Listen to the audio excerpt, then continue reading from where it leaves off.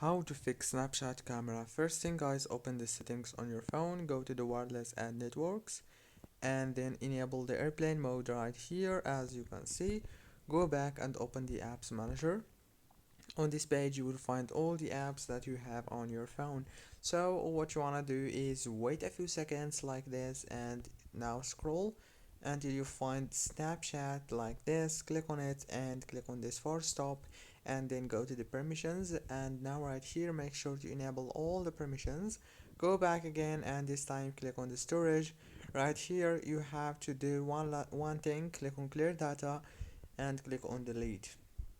Now you have to go back into the settings of your phone, click on the wireless and networks, and last thing you want to do now is turn off the airplane mode and restart your phone and reopen Snapchat. That's it guys, don't forget to like, subscribe, and thank you for watching.